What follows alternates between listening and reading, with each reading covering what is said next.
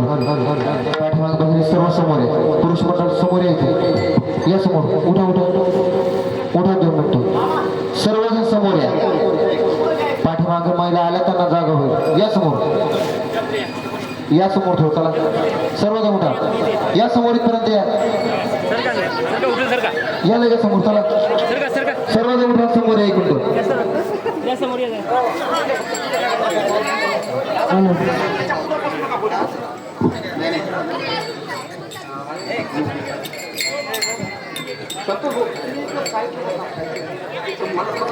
ऐका महिमा आवडीची, बोर खाय भिल्लणीची, थोर प्रेमाचा भुकेला हाची दुष्काळ तयाला.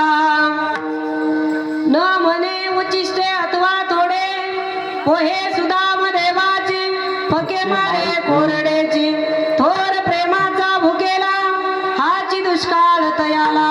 न म्हणे उचिष्टे अथवा थोडे, तुका म्हणे भक्ती पुढे, थोर प्रेमाचा भुकेला हाची दुष्काळ तयाला. विठ्ठल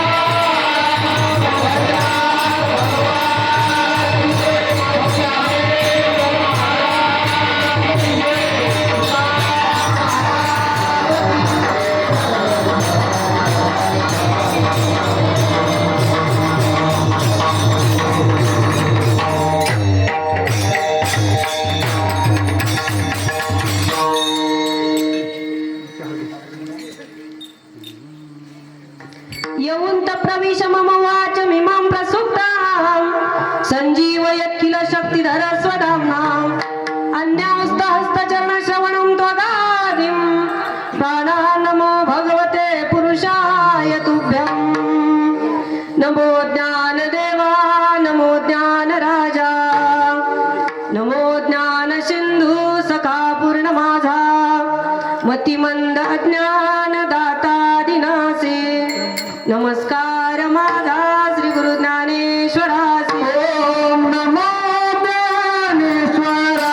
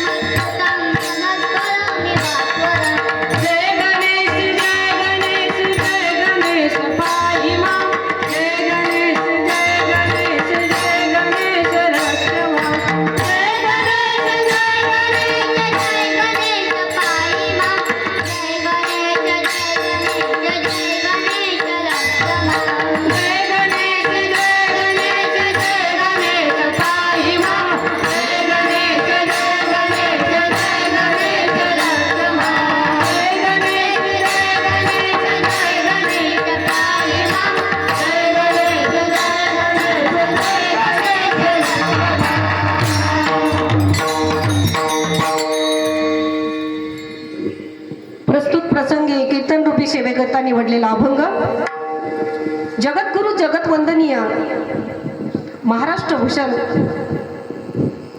वैराग्याचे मूर्तिमंत पुतळे श्री संत तुकोबाराय यांचा आज आपल्या या पुण्यनगरीमध्ये पळसखेड गावामध्ये हे 6व्या दिवसाची सेवा माझ्याकडे आलेली आहे आणि या सेवेनिमित्त तुकोबारायांचा एक भक्तिपर प्रकरणातील एक अभंग निवडलेला आहे 4 चरणाचा आहे. तुकोबाराय या अभंगामध्ये भक्ती सांगत आहेत आणि हा आपला सप्ताह हनुमान जयंती निमित्त आहे की जेणेकरून हनुमंतरायांनी कशी भक्ती केली याचा थोडंफार उल्लेख करता यावा म्हणून या उद्देशाने या अभंगाची निवड करण्यात आलेली आहे. गावातील जमलेले सर्वच धर्मधनपरायण हरिभक्त या धर्ममंडपातील सर्वच उपस्थित मायबाप आणि बंधू भगिनी, कारण या मंडपामध्ये येण्यासाठी पूर्वीची पुण्याई लागते. तसं या मंडपात येता येत नाही. जरी तुम्ही मंदिराच्या जवळ असाल, किमान तुम्ही घरातून गोदड्यातून कीर्तन ऐकत असाल तरी त्याला महत्व नाही. संसाराच्या दारामध्ये माणसं जीवनभर पाणी भरतात, जीवनभर नाचतात, परंतु परमार्थासाठी वेळ काढायचं म्हटलं की पाप आडवं येतं. पाप असल्यामुळे माणूस या धर्म मंडपामध्ये येऊ शकत नहीं. इस धर्म मंडप में आने की हमारी औकात ही क्या है? जिसे मेरे हनुमान जी बुलाते हैं वही धर्म मंडप में आते हैं. विठ्ठल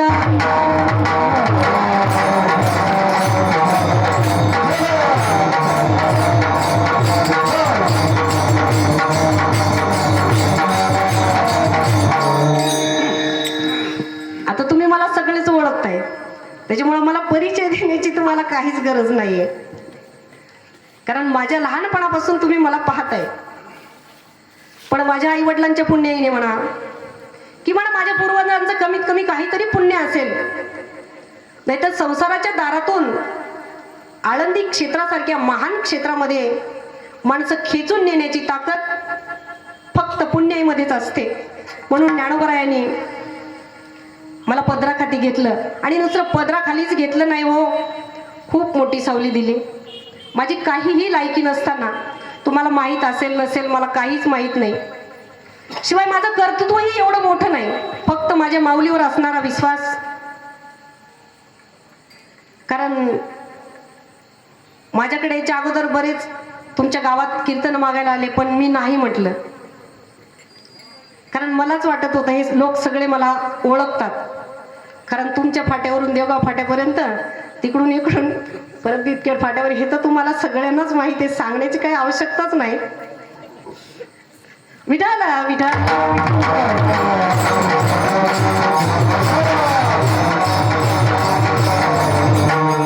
पण मला तरी असं वाटते की गायींची सेवा घडल्यामुळे, आई वडिलांची सेवा घडल्यामुळे आणि सतत नामस्मरण असल्यामुळे माझ्यावर ज्ञानोबरायांची पंढरीनाथाची कृपा झाली, माझ्या गुरुची कृपा झाली.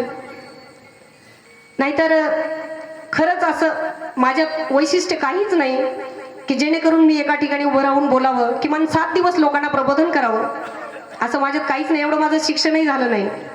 हे तुमचे सुभाष पाटील माझे क्लासमेट आहेत, त्यांना माहीत आहे. शिक्षणामध्येही माझं एवढं लक्ष नव्हतं. माझं लक्ष अगोदरपासूनच गाण्यात होतं आणि मला सगळेच म्हणत होते तुझ्या संसाराचं गाणंच होणार आहे म्हणून. परंतु मी माझं थोर भाग्य समजते की आळंदी सारख्या क्षेत्रामध्ये मला सहवास घडला, मला निवास मिळाला. ज्ञानोबरायांनी माझ्यावर कृपा केली आणि थोडी नाही केली, खूप मोठी केली. आमचे नारायण दादा, बबन दादा बिबखेडवरून आलेत. नाही त्यांना माहित आहे, लहानपणापासून ते मला, म्हणजे मी चालत रांगत होती तेव्हापासून ते मला पाहत होते. परंतु थोडंफार काहीतरी मनामध्ये प्रेम शिल्लक असल्याशिवाय माणसं माणसाजवळ जात नाही. मी आपल्या परिसरातील कार्यक्रम घेतच नाही. किमान 20 वर्ष झाले मी या परिसरात येत नाही. परंतु मला असं जाणवलंय की मोठ्या मोठ्या क्षेत्रामध्ये मोठ्या मोठ्या शहरामध्ये गेल्याच्या नंतर मला व्यवस्था खूप उत्तम असते, हायफाय व्यवस्था असते. एक बंगला दिलेला असतो, तिथे 2 मुली हाताखाली असतात. 7ही दिवस, आता माझी बीडला कथा होती, 2 मुली हाताखाली, एक बंगला, पण त्या बंगल्यात कोणीच नाही. उघडून देणारा जेव्हा दिसेल तेव्हा जाताना तो कुलूप लावायलाच येईल. तिथे माणसं नाही. विठाला विठाला.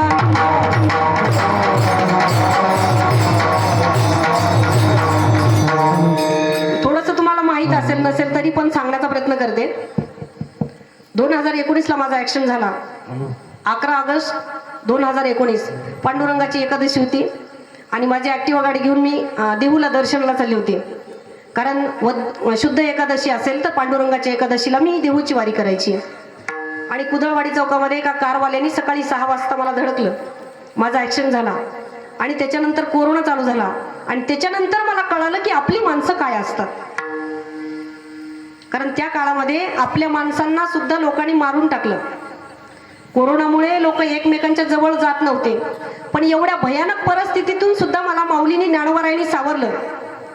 कुणीतरी माझ्या सेवेस उपलब्ध करून दिलं आणि मला आज तुमच्या पुढे उभं केलं. मला असं आयुष्यात कधीच वाटत नव्हतं की माझा डावा हात डावा पाय बांगडीचा काच घुसून इथे घुसलेला, मला बोलता येईल चालता येईल असं मला कधीच वाटत नव्हतं. पण ज्ञानोबारायांना सतत विनंती करत होती, माऊली मला जसं होतं तसंच करा. कारण मी आतापर्यंत जेवढ्या सेवा केल्या मी पैसे ठरवून कोणत्याही कीर्तनाला गेली नाही. तुम्हाला येथून देवाच्या साक्षीने सांगते, पैसे ठरवून मी कुठेच जात नाही. कारण पैसे कमवणं हा माझा उद्देश नाहीये. आणि पैसे कमवायचे कशासाठी? आपल्याला जर पाठीमागे काही बॅकग्राऊंड असेल, मुलं सांभाळायची असतील, मुली सांभाळायच्या असतील, तसं म्हणाल तर मला आहेत. 10 मुलं अनाथ मी सांभाळते आळंदीमध्ये. हा माझ्या आश्रमचाच मुलगा आहे. आणि असं कधीतरी जीवाला वाटलं की आपल्या लोकात जाऊन बघावं. आणि आपण लोकांना एवढं शिक्षण देतो, आपण लोकांना एवढं बनवतो. सुनीता आंधळे 1 वर्ष माझ्याकडे शिकायला होती. इंदोरीकराची बायको शालन माझ्याकडे 2 वर्ष होती. अंजली दिघे माझ्याकडे 6 वर्ष शिकायला होती. मग आपण एवढे मुलं बाहेर घडवतो, मग आपल्या परिसरात कुणीतरी घडलं पाहिजे, हा माझा एक उद्देश असं मला कधीतरी वाटलं. म्हणून ठरवलं की आपण प्रत्येकाच्या घरी जाऊन ही गोष्ट सांगू शकत नाही आणि एकमेव एवढे माणसं आपण अशी एकदाच जमवू शकत नाही. म्हणून माझ्या मनामध्ये असा संकल्प आला, तुमच्या समोर प्रगट करायला काही हरकत नाही. होईल नाही होईल माझ्या माऊलीची इच्छा. पण आपल्या शेतात एक शिक्षण संस्था आणि अनाथ आश्रम खोलावा. आणि तुमच्याकडे म्हणजे जवळपासचे जे खेडे आहेत, जे अनाथ मुलं आहेत, जे निराश्रित मुलं आहेत, जे आपल्या खर्चाअभावी आळंदीपर्यंत पोहोचू शकत नाहीत, अशा मुलांना शिकवावं. कारण बाहेर किती जरी घडवले ते बाहेरच जाणार आहेत. जेणेकरून आपण गेल्याच्या नंतर या व्यासपीठाला मजबूती मिळावी, हा माझा उद्देश आहे. आणि तुमच्याकडे ते मुलं मधुकरीला येत जातील. जर तुम्ही 2 भाकरी रोज त्यांना देत असाल तर तुमच्या जीवावर हे कार्य मी करणार आहे. कारण आळंदी सांभाळणं आणि इथलं सांभाळणं हे माझ्या आवाक्यात नाही. म्हणून हे विचार तुमच्या पुढे मांडण्यासाठी, प्रदीप महाराजांच्या पुढे मांडण्यासाठीच ते मला फोनवर बोलले की तुम्हाला पैसे किती द्यावे लागतील. मी म्हटलं, महाराज असं काय बोलताय तुम्ही? मी कधी पैशाबद्दल आतापर्यंत बाहेरच्या लोकांना पण बोलत नाही. कारण माऊलीने न मागता मला एवढं दिलं. तुम्ही आळंदीत येऊन पहा, तुम्हाला कळेल. विठ्ठल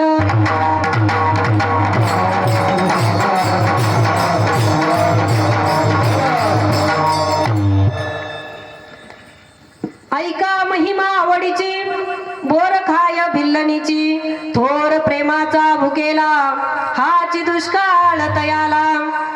आणि आज थोडीफार माझ्याकडून कीर्तनाची अपेक्षा कमी करा. कारण मला आज तुमच्या मनातलं काहीतरी घ्यायचंय. म्हणजे मला माझ्या सोबतीला तुम्हाला न्यायचंय. जी मी सेवा करणार आहेत, हे आमचे गायक वादक हे कोण माझ्या ओळखीचे नाहीत. हा आपला बाळ पण छान वाजवतो. जे इथे सगळेच उपस्थित आहेत त्यांची सगळ्यांची साथ मला हवी आहे. कारण नोहे कल्याचा खेळ म्हणून मेळ जमविला.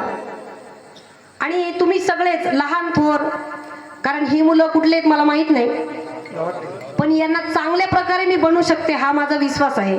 दुसऱ्यांचे मुलं बनवते मी, का बनवणार नाही? कारण मी गेल्याच्या नंतर तुम्हाला असं वाटावं की एक बाई होती, लहानपणापासून आपल्या ओळखीची होती, आपल्यातून कुठेतरी बाहेर गेली आणि बाहेरून शिकून येऊन आपल्या मुलांना काहीतरी बनवलं. या पोराला 70 अभंग पाठ आहेत, याला 20 अष्टक पाठ आहेत आणि 2 हरिपाठ पाठ आहेत. याची बहीण पण माझ्याकडे आहे. हे गणेश पेठचे पुण्याचेच आहेत, दोघं बहीण भाऊ. आणि अशा लोकांना जर आपण घडवण्याचं काम करतो तर आपल्या लेकरांना घडवलं तर किती चांगलं होईल. आपल्याला दुसरीकडे बाहेरच्या लोकांकडे हात पसरावे लागणार नाही. किमान आपलं व्यासपीठ मजबूत होईल, आपला परिसर मजबूत होईल. जिथे तिथे जाऊन कीर्तनकार प्रवचनकार बनतील. कारण या गोष्टीची आज गरज आहे. गीतेच्या 18व्या अध्यायामध्ये भगवान सांगतात अधिष्ठानम तथा करता, की अधिष्ठान असेल तर कर्ता निर्माण होतो, पण अधिष्ठान निर्माण करणारा कोणीतरी पाहिजे. अधिष्ठानच नसेल तर करणारे काय करणार आहेत. म्हणून अधिष्ठानाची गरज आहे आणि ते अधिष्ठान मांडण्याची किमान टाकण्याची शेतामध्ये देवाच्या कृपेने आपल्याला रोडच्या कडीला पण जागा आहे, रोडच्या काठाला. त्याच्यामुळे आपण ते करू शकतो आणि मला तुमचं सहकार्य पाहिजे. मी सहकार्य भिपखेड्यातल्या लोकांचं मागणार नाही, लक्षात ठेवा. विठ्ठला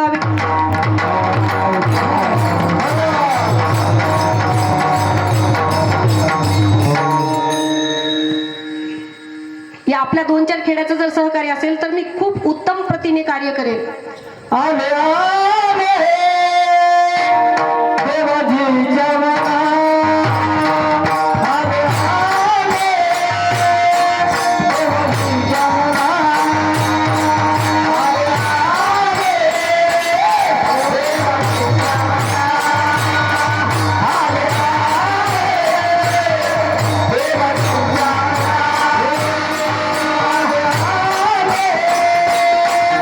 देवाजी जवाना.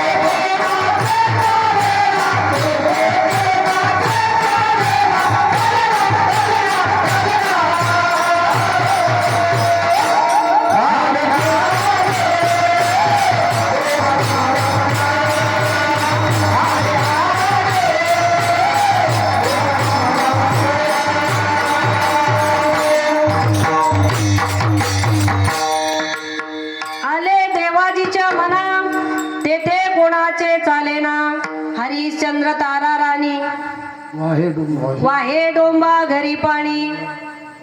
की जेणेकरून जर देवाच्या मनात एखादी गोष्ट आली ना तर त्या गोष्टीला कोणीच अडवू शकत नाही.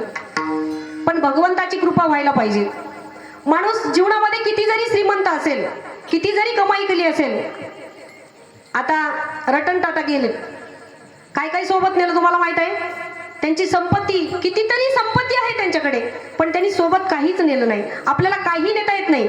आपण इथे जो उपभोग घेतो ना तेवढाच घ्यायचा आहे, सोबत काहीच न्यायचं नाही. हे आपल्याला सगळ्यांना कळते, ह्या गोष्टी कळतात, पण वळवणं खूप कठीण आहे, वळवता येत नाही. आपल्या संसारापुरतं किंवा आपल्या जीवनभर पुरेल एवढं जरी आपल्याकडे ऐश्वर असेल किंवा नसेलही तरी आपण जीवन जगू शकतो. जीवन जगण्यासाठी जास्त काही लागत नाही. म्हणून मोठा साठा करून आणि जाताना पुन्हा त्याचीच आठवण करून, अहो या संपत्तीपेक्षा ही आपली एक पारमार्थिक संपत्ती एवढी मोठी आहे ना की जे आपल्या 18 पुराण आहेत त्या 18 पुराणाचे एकूण 4 लाख श्लोक आहेत. 4 लाख. मत्स्य पुराण 14,000, स्कंद पुराण 80,100, पद्मपुराण 55,000, भागवत महापुराण 18,000, आणि महाभारत तर 1.25 लक्ष म्हणजे 1.25 लाख श्लोक आहेत. आणि हे कितीतरी दिवसापासून कोणीतरी सांभाळत सांभाळत कितीतरी युगापासून आपल्यापर्यंत घेऊन आलंय.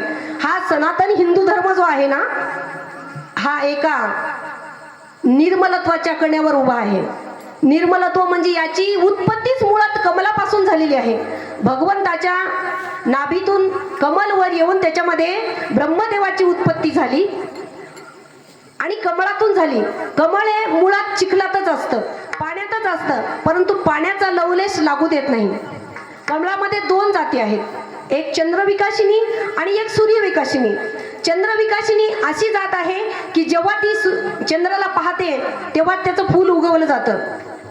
सूर्याला पाहून किमान अंधारात चंद्रविकाशिनी कमळाचं फूल फुलत नाही. आणि सूर्यविकाशिनी जे कमळ आहे ते फक्त जोपर्यंत सूर्य आहे तोपर्यंत तुम्हाला फूल दिसतं उमललेलं. ज्या वेळेस सूर्यप्रकाश अस्तात जातो की सूर्य मावळला त्यावेळेला फुलंही असं बंद होतं. आणि एवढी निष्ठा त्या फुलाची आपल्या अधिष्ठानाप्रती आहे, तशी जर माणसाने ठेवली, कारण हे आपलं धर्मधन सांभाळण्यासाठी म्हणजे 10%च लोक आहेत, ऋषी मुनी संन्यासी घरदार सोडून गेलेले किंवा देवाच्या नावावर जगणारे असे खूप कमी लोक आहेत की जेणेकरून आपण जास्तीत जास्त समाज आपल्या घराकडे संसाराकडे म्हणजे हे करू नये असं मला म्हणायचं नाही, कारण याच्याशिवाय ही दुनिया चालणार नाही. करावं, नक्की करावं, पण आपण जे करतो, जे आपण जीवनामध्ये करतो त्याच्यामधला कमीत कमी 10वा हिस्सा तरी परमार्थासाठी द्यावा. विठ्ठल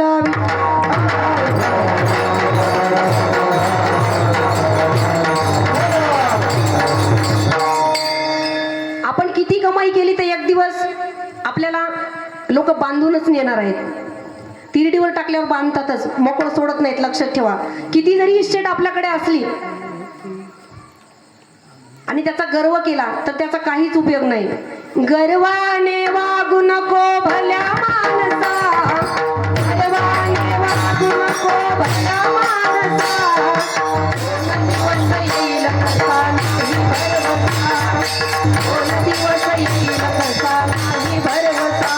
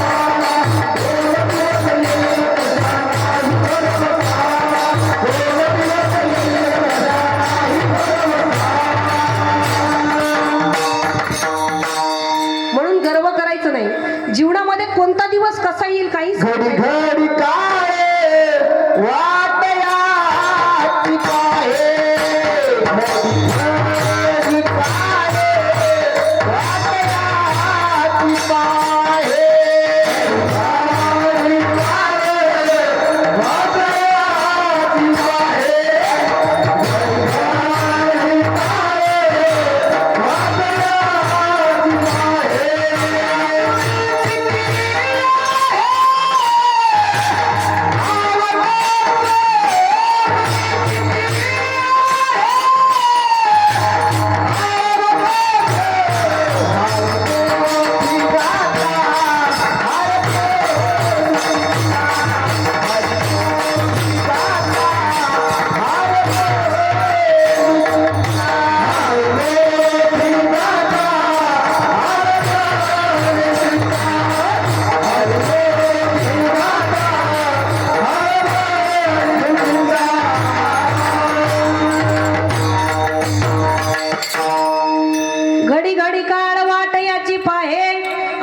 किती आहे अवकाश, हाची अनुताप घेवनी सावध, काहीतरी बोध करी म्हणा. एकनाथ महाराज सांगतात, अरे माणसा, तू तुझ्या मनाला काहीतरी सांग, कारण पुढचा क्षण कोणाचा आहे काहीच माहित नाही. एका घडीने आपण काळाच्या जवळ जात आहोत. बरं, काळ उचलून नेईल असं नाही, तसे पण काही सांगता येत नाही. आळंदीमध्ये जगन्नाथ महाराज पवार नावाचे एक वेदांत वाचस्पती कीर्तनकार होते. हे जे ज्येष्ठ माणसं आहे त्यांना माहित असेल, गायकांना.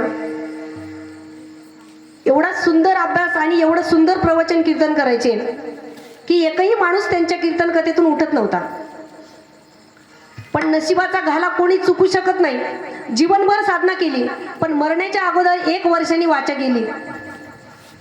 कोणाची वाचा जाईल, कोणाला अर्ध्यांगी वायू होईल, कोणाला काय होईल काहीही सांगता येत नाही. म्हणून जो क्षण आपल्या पदरात आहे, जो क्षण आपल्या गाठीला आहे, त्या क्षणाचं सोनं करावं. मग सोनं करावं म्हणजे काही दुकानात जाऊन सोनं करावं असं नाही बरं का. सोनं करावं म्हणजे तो क्षण आपण परमार्थाकडे लावावा की संसाराकडे लावावा. तो क्षण आपला कुठे गेला पाहिजे. संसार तर केला पाहिजे, संसारी असावे असोनी नसावे.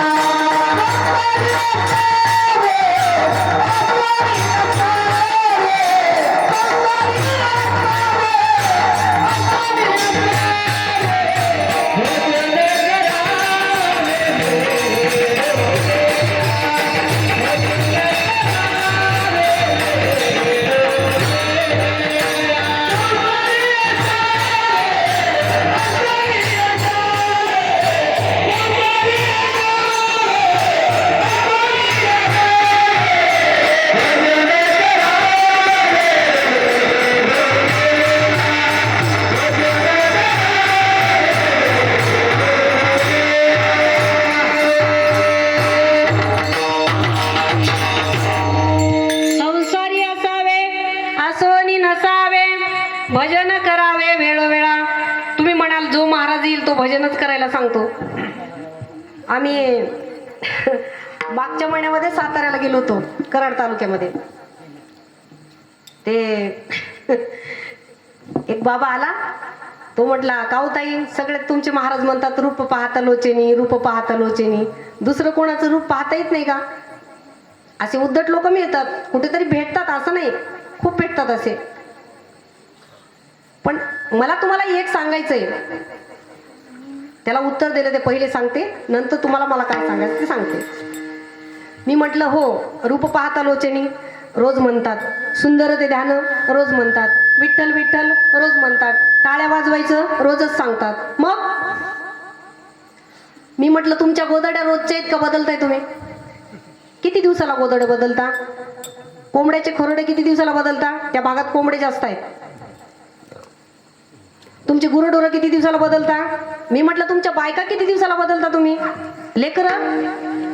मग जसं तुम्ही तुमचं काहीच बदलू शकत नाही, तसं आमच्या संतांनी घालून दिलेली ही परंपरा आहे, म्हणून आम्ही सुद्धा बदलू शकत नाही. कारण हे पहा, आता आपल्या गावामध्ये मुसलमान नाहीत, मला माहित आहे. दुसरीकडे म्हणावं लागतं तुमच्या गावात मुसलमान आहेत की नाही मला माहित नाही, पण इथे नाहीतच. हा माझा स्वाभिमान आहे. विठ्ठल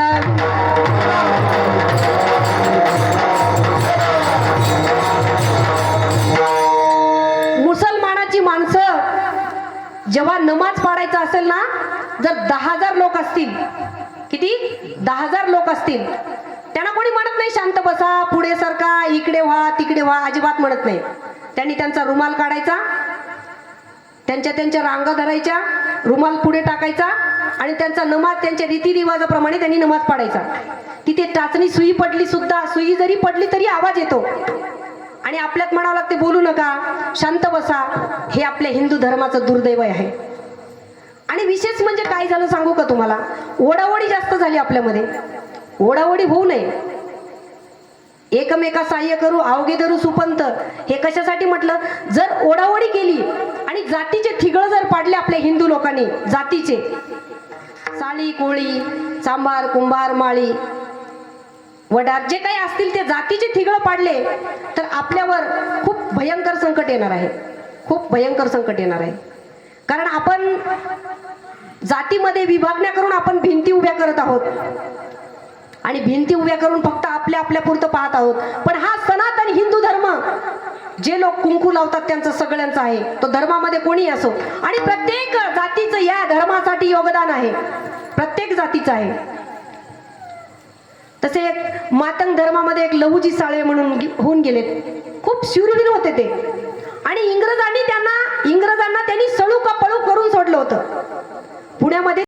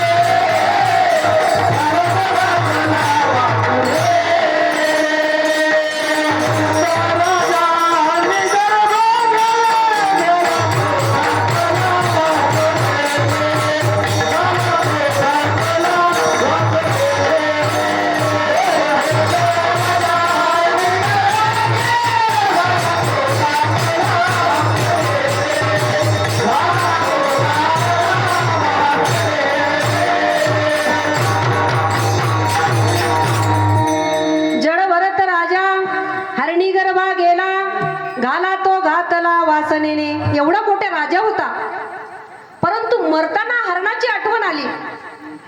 हे तुम्ही भागवत कथेमध्ये ऐकताय, नेहमीच ऐकताय. हरणाचं कसं होईल, हरणाचं कसं होईल म्हणता म्हणता मरणाचं कसं होईल हे विसरून गेला आणि शेवटी हरणाचा जन्म प्राप्त झाला. तसा तुम्हा आम्हाला प्रत्येकालाच मरताना जी आठवण येईल आणि ज्याचा विश्वास नसेल, ज्याचा या गोष्टीवर विश्वास नसेल, तो हिंदूचा नाही, हे लक्षात ठेवा. तो जर आपल्या शास्त्रावर, पुराणावर, संतावर, ग्रंथावर विश्वास नसेल, त्याच्या प्रति भाव नसेल, जसं मुसलमान आपल्या कुराणाप्रती विश्वास ठेवतात, तो कोणताही असो, त्यांच्यामध्ये पण बऱ्याच जाती आहेत, त्यांच्यामध्ये देणे घेणे काही मुला मुलींचे होत नाहीत, आपल्यासारखंच आहे त्यांच्यामध्येही. परंतु मस्जिदमध्ये गेल्याच्या नंतर ते सगळं विसरून एकत्र येतात आणि आपल्या पुराणावर विश्वास ठेवतात. तसा तुम्ही आम्ही आपल्या संतावर, ग्रंथावर, तीर्थावर, व्रतावर विश्वास ठेवलाच पाहिजे. आणि जर आपण कुठेतरी कमी पडत असू तर आपल्या मनालाच आपण समजावं की आपण कुठेतरी कमी आहे. आपल्यामध्ये हिंदुत्व हे कुठेतरी थोडंफार कमी असल्याशिवाय आपली वृत्ती, आपलं मन त्या मार्गाने वळत नाही. म्हणून प्रत्येक हिंदूंनी जे काही आपल्याकडे वक्ते येतात, कीर्तनकार, आम्ही तुमच्यासारखेच आहोत, आम्ही तुमच्यापेक्षा श्रेष्ठ नाही, आम्ही तुमच्यासारखेच किमान तुमच्यापेक्षाही कनिष्ठ आहोत. परंतु ज्ञानोबारायांच्या, तुकोबारायांच्या, पंढरीनाथाच्या कृपेने थोडाफार अभ्यास केला म्हणून इथे उभं राहून बोलण्याची संधी आम्हाला प्राप्त झाली. ही प्रत्येक माणूस करून घेऊ शकतो, माणूस काहीही करू शकतो, माणूस देवपणालाही जाऊ शकतो, परंतु त्याने म्हणायला पाहिजे, देव पहावया गेलो तेथे देवाची होणी ठेलो. याच्यासाठी भाव लागतो, देव माझा मी देवाचा, हीच माझी सत्यवाचा. जर माणूस सत्य बोलत असेल देवाप्रती, बरं का, संसारात तुम्ही खरं बोला, खोटं बोला, काही फरक पडत नाही, परंतु जर निष्ठा असेल आपल्या धर्माविषयी, आपल्या देवाविषयी, आपल्या ग्रंथाविषयी, आपल्या संताविषयी, तर तिथे सत्यच बोललं पाहिजे. कारण आपल्या ग्रंथामध्ये, शास्त्रामध्ये ज्या वेळेला जी गोष्ट सत्य असेल तिथे तिरुक्ती सांगितली, सत्य तू सत्य तू विठ्ठला. तीन वेळा जी गोष्ट सांगितली जाते ना, कारण एखाद्यावर जर एखादी आई एखाद्या मुलावर रागावली किंवा नवऱ्यावर रागावली, तुम्हाला तीनदा सांगितलं ऐकायला येत नाही का? असं ऐकलं तुम्ही कधीतरी? ऐकलं ना? 3 वेळा सांगितलं तरी तुम्हाला कळत नाही का? तुम्हाला ऐकायला येत नाही? कारण 3 हा शब्द खरा आहे म्हणूनच 3 वेळा सांगितला जातो. तसंच आपल्या अभंगाप्रमाणे एक भिल्ल समाजाची शबरी नावाची मुलगी, ऐका महिमा आवडीची बोर खाय भिल्लनीची, की तिला भगवंताविषयी किती आवड होती आणि त्या आवडीने तिला भगवंतापर्यंत ती कशी पोचली, तिच्या आवडीने तिला भगवंतापर्यंत कसं नेलं, तिच्या निष्ठेने तिला भगवंतापर्यंत कसं नेलं. निष्ठावंत भाव, भक्ताचा स्वधर्म, निर्धार हे वर्म चुकू नये. की जर आपली निष्ठा असेल, निष्ठी असेल तर मग निसटलं म्हणून समजायचं, मग इकडून गेलो आणि तिकडून गेलो, मग कुठेच आपल्याला काहीच सापडणार नाही. तेल गेले, तूप गेले, हाती दुपटणे आले.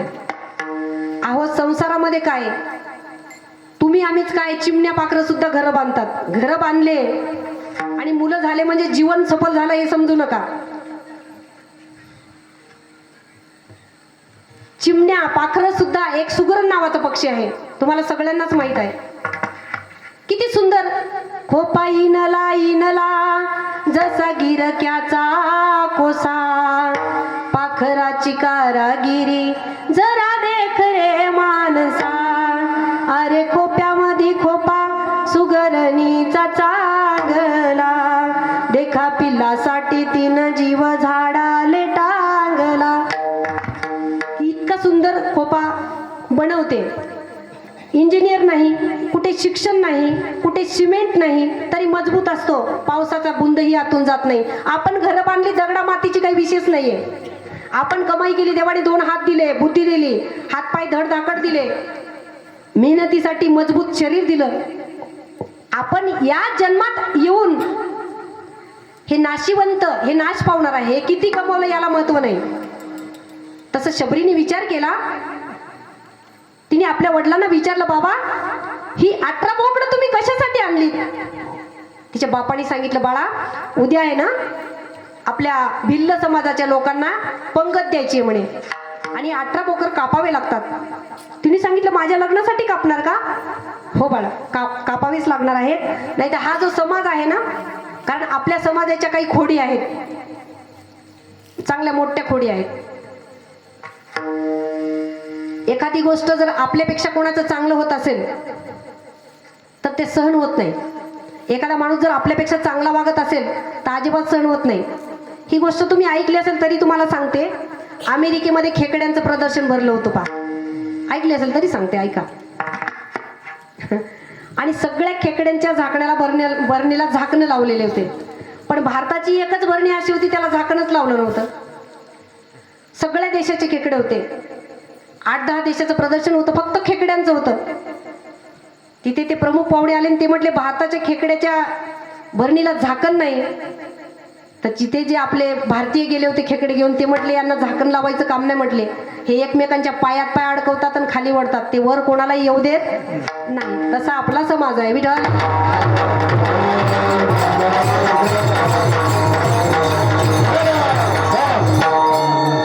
एखादा थोडाफार मोठा होत असेल, काय त्यांनी हरामाचं कमवलं, त्यांनी काय आपापाचं खाल्लं, त्याच्या काय बापाचं आहे का? अरे ते कसं असू दे, त्याचं पाप तो भोगेल.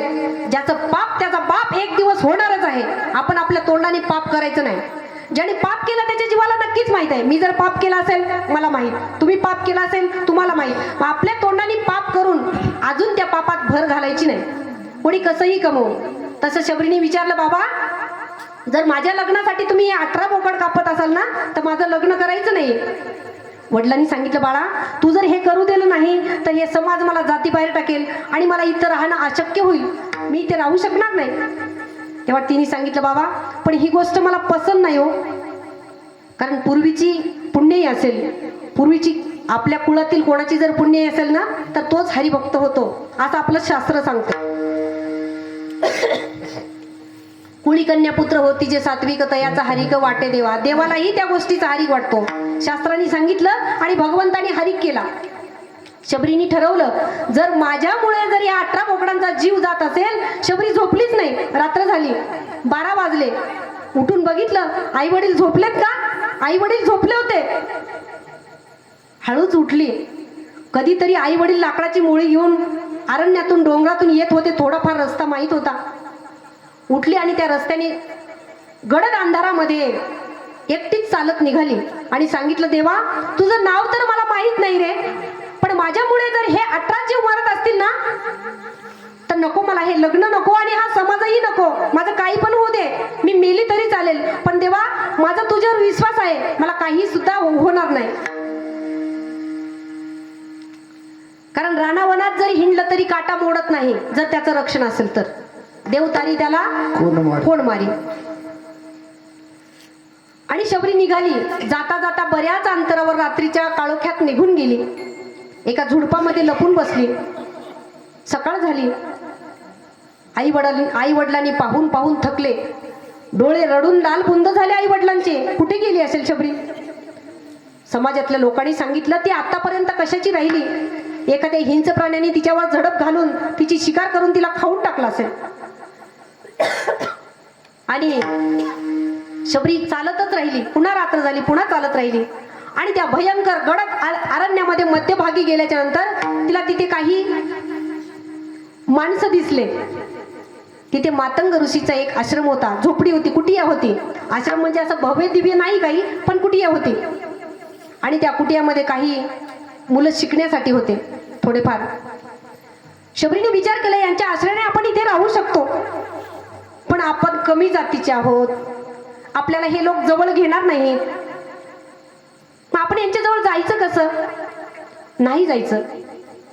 मग ती हाताला मिळालेला पाला फळं खायची, जिथे मिळेल तिथे पाणी प्यायची. आणि देवाचं नाव तर माहीत नव्हतं, पण डोळे लावून स्मरण करायची.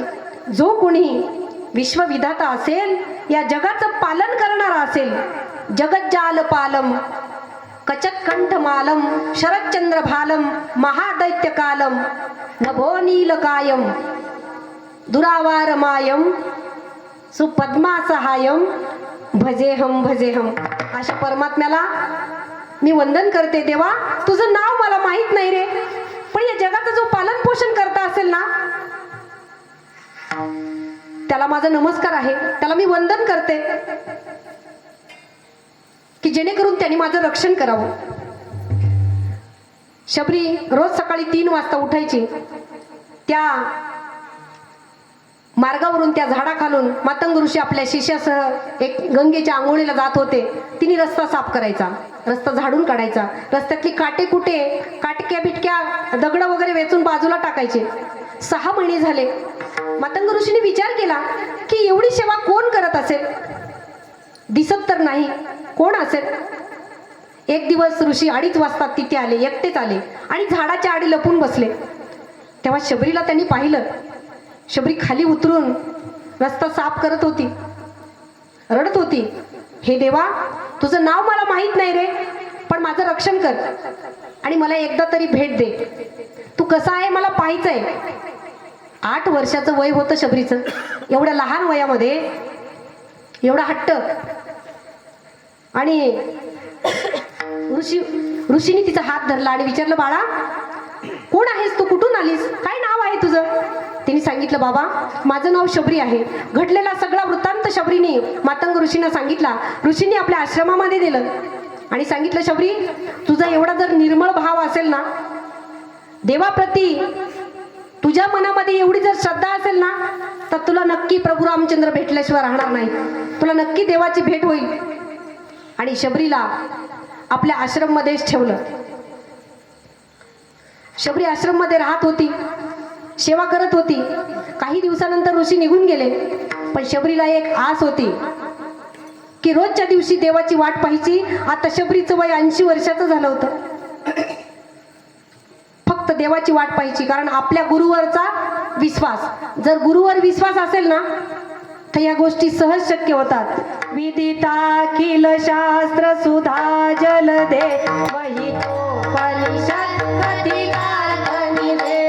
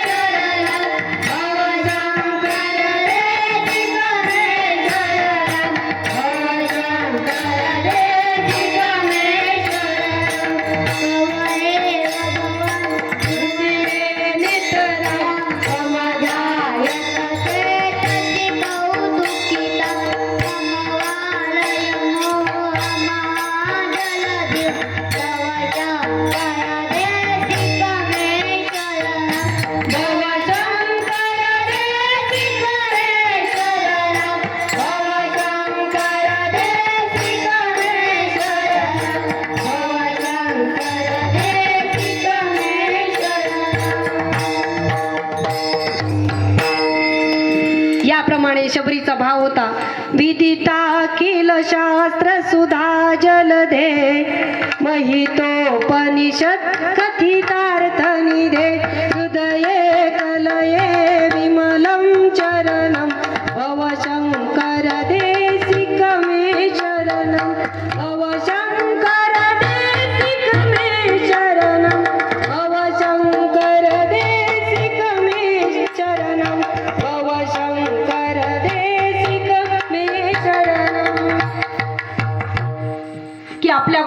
जर भाव ठेवला तर नक्की आपल्या मनातली इच्छा पूर्ण होते.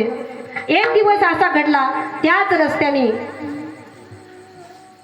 वनवासाला जाताना प्रभू रामचंद्र आणि लक्ष्मण दादा सोबत जात होते आणि शबरीला त्या दिवशी शुभ शकून झाला. जब मेरे राम जी का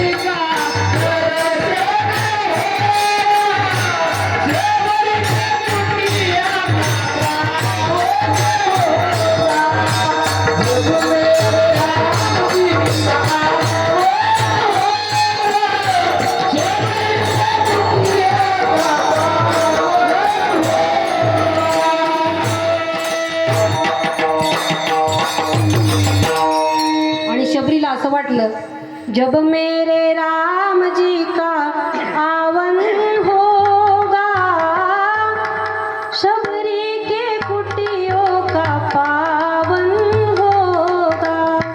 माझे राम येतील ना तेव्हा माझी कुटिया पावन होईल, पवित्र होईल आणि माझा देह सुद्धा पवित्र होईल माझ्या प्रभूचं दर्शन झाल्यानंतर. आणि 80 वर्षाची झाल्याच्या नंतर त्याच मार्गाने प्रभू रामचंद्र भगवान आले आणि शबरीने पाहिलं. भगवान आलेले शबरीने पाहिलं. शबरी रोज वनातून फुलं आणायची आणि रस्त्याने टाकायची. माझे प्रभू येतील आणि पायांना खडे टोचू नाही म्हणून फुलांची शेज घालायची. म्हणून आपल्या हिंदू धर्मामध्ये ज्या काळामध्ये प्रभात फेरी निघते, दिंडीची प्रभात फेरी निघते का तुमच्या इथे? रोज निघते. हा, कधी? गुरुवारी. तर प्रभात फेरीला आपण फुलं टाकतो, किमान वस्त्र टाकतात. तुम्ही टाकता की नाही मला माहित नाही, पण वस्त्र टाकण्याची ही पद्धती आहे. आपल्या घरामध्ये जे ठेवणीचे वस्त्र असतात, आपण महालक्ष्मीला वगैरे जे वापरतो, ते वस्त्र जर पायघड्या हरिभक्ताच्या पायाखाली टाकल्या तर हरिभक्ताच्या पायाजवळ हरी असतो आणि हरीजवळ लक्ष्मी असते. म्हणून त्या घरामध्ये कधीच काही कमी पडत नाही. ज्या घरामध्ये हरिभक्त जातात तिथे हरी असतोच. हरी तेथे संत, संत तेथे हरी, ऐसे वेदचारी बोलतात. की जेणेकरून नाथबाबा सांगतात, जिथे संत आहेत तिथे हरी आहेत आणि हरी आहे तिथे संत आहेत. जिथे हरीचे भक्त आहेत ना, कारण तो भक्तासाठी वैकुंठ सोडून या सुखा कारणे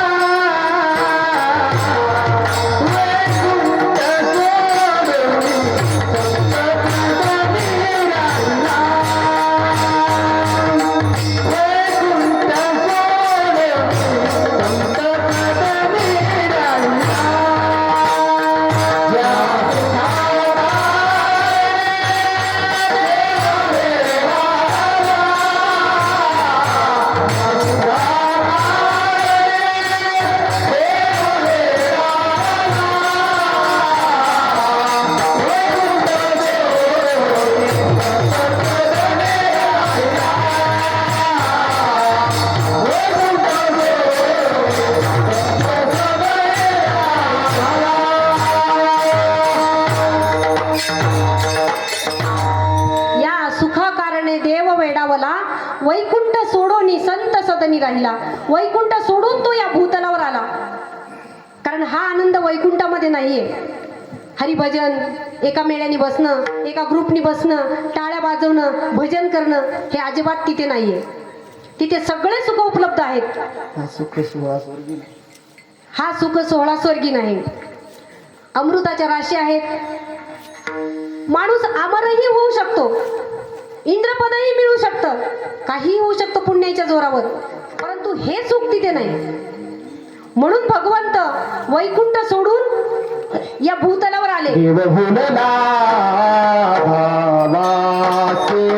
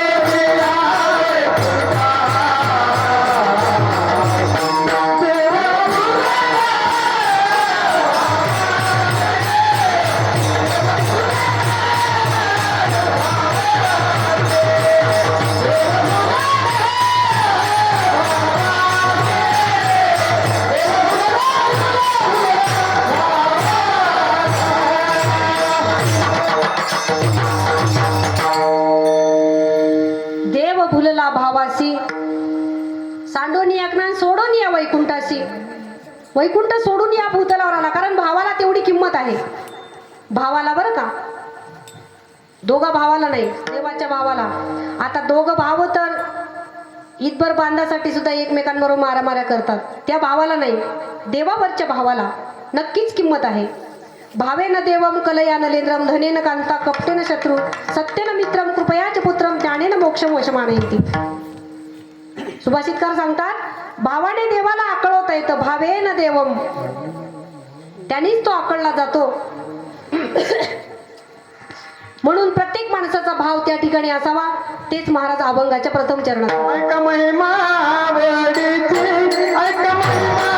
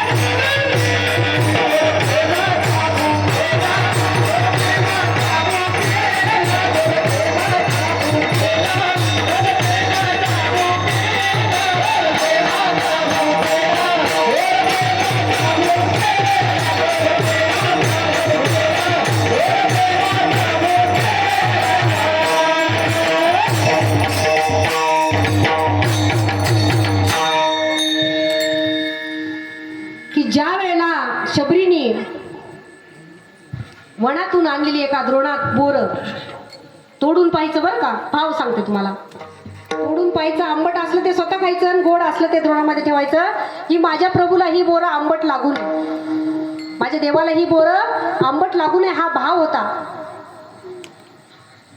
अयोध्यापतीचा पाहताना मिटला घोर, शबरी भिल्लींचा रे रामाला उसते बोर. रामाला देण्यासाठी थोडचा कोण ग पाहे, आंबट असलं ते टाकून ग दे, गोड असलं ते द्रोणामध्ये ठेवे. अयोध्यापतीचा पाहताना मिटला घोर,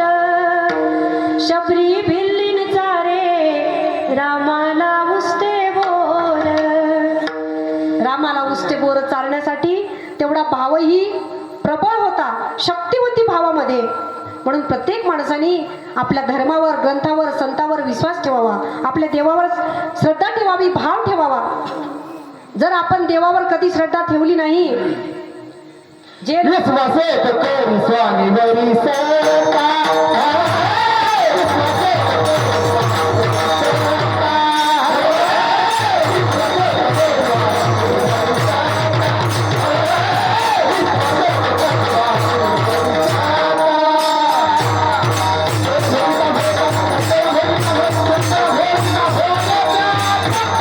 विश्वासेत करी स्वामी वरी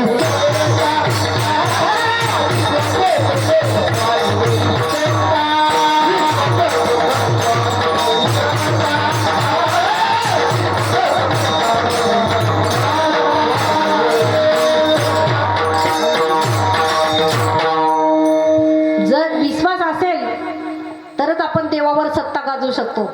महाराजांनी आता प्रमाण दिले, विश्वासी तो करी स्वामीवरी सत्ता. जर विश्वास असेल तर नक्की आपण त्याच्यावर सत्ता गाजवू शकतो. जर एखाद्या माणसावर विश्वास असेल तर एखादी गोष्ट माणूस अधिकाराने सांगू शकते. तसं जर आपला विश्वास असेल आणि जेव्हा जेव्हा आपण त्याला हाक मारली तेव्हा तेव्हा तो येतो. परंतु कधी येतो तुम्हाला सांगू का? अगोदर मी तुम्हाला सांगितलं आपलं 18 पुराण आहेत. 18 पुराण आहेत आपल्या हिंदू धर्मामध्ये. महत्वाचे महापुराण 18 आहेत आणि त्याच्यामध्ये 4 लाख श्लोक आहेत. हे तुम्हाला सांगितलं मी. अधिष्ठानम तथा करता, की अधिष्ठान असेल तर माणूस काहीही करू शकतो. म्हणून आपल्या हिंदू धर्माला कोणीतरी एक अधिष्ठान दिलं आणि त्या अधिष्ठानाच्या आधाराने हा सनातन हिंदू धर्म उभा राहिला आणि आपल्या सगळ्यांना परमार्थ करण्याची संधी मिळाली. कारण परमार्थ करण्यासाठी, संस्कृत वाचण्यासाठी, भगवद्गीता वाचण्यासाठी एका विशिष्ट प्रकारच्या समाजालाच अनुमती होती, आपल्याला अनुमती नव्हती. आपल्या लोकांनी जर ऐकलं तर उकळतं तेल आपल्या कानात टाकत होते लोक. परंतु माझ्या ज्ञानोबा यांनी संस्कृताच्या गाठी उघडूने ज्ञानद्रोते. संस्कृताच्या गाठी उघडूने ज्ञानद्रोते.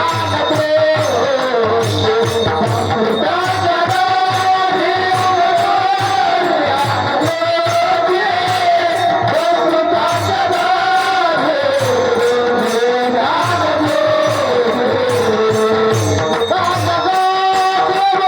उघडूने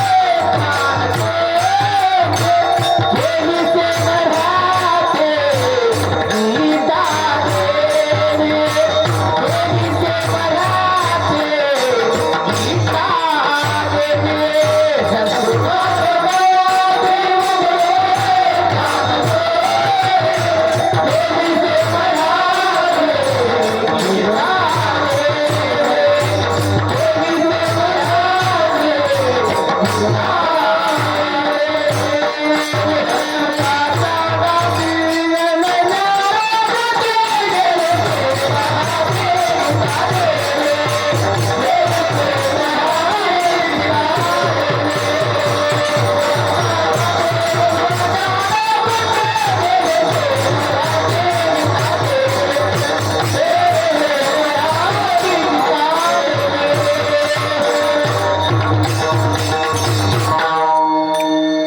संस्कृताच्या गाठी उघडूने ज्ञानद्रोते. संस्कृताच्या गाठी उघडून ज्ञान दृष्टी केली से मराठी गीता देवी. गीता देवी, की आपल्या हातामध्ये संस्कृताचं ज्ञान मराठीमध्ये प्रत्येकाच्या हातात, प्रत्येकाच्या घराघरात पोहोचवलं.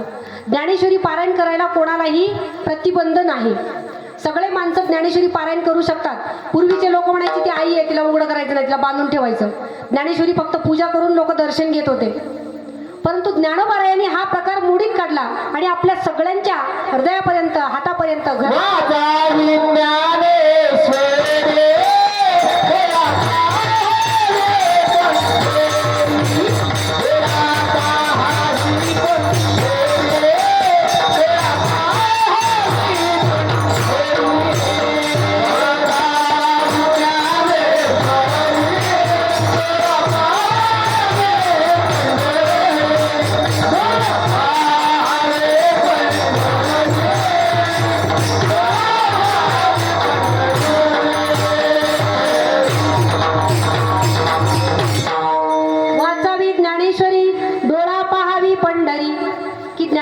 वाचावी आणि डोळ्यांनी पंढरी पाहावी प्रत्येक माणसाने.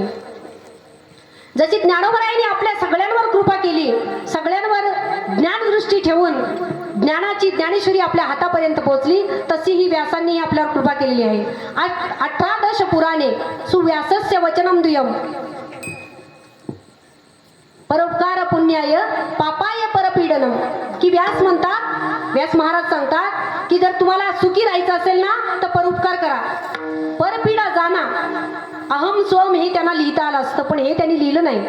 परोपकार पुण्याय पापाय परपीडनम. जर परोपकार केला तर पुण्याची प्राप्ती होईल आणि दुसऱ्याची पीडा जाणली तरी पण तुम्हाला पुण्य प्राप्त होईल.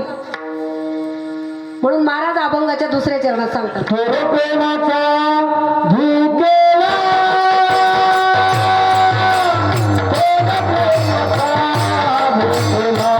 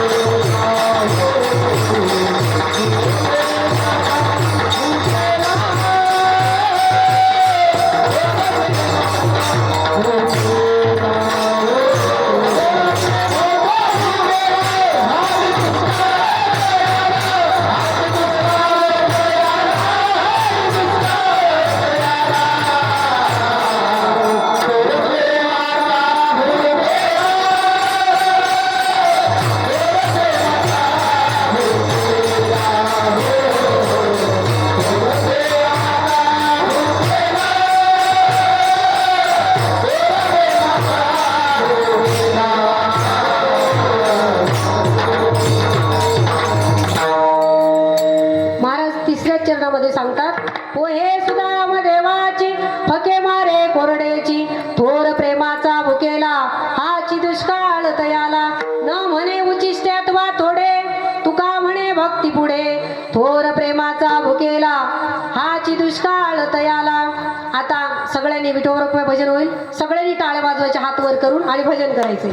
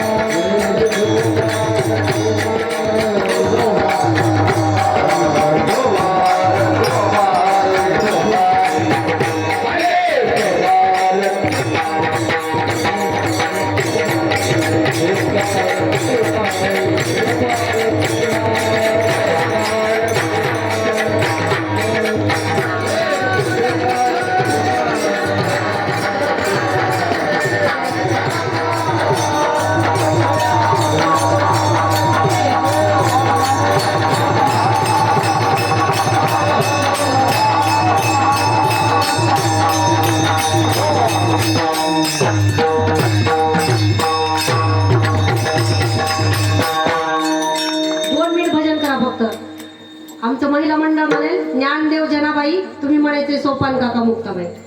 चला हात वर करा. ज्ञानदेव जनाबाई, ज्ञानदेव मुक्ताबाई म्हणा तुम्ही.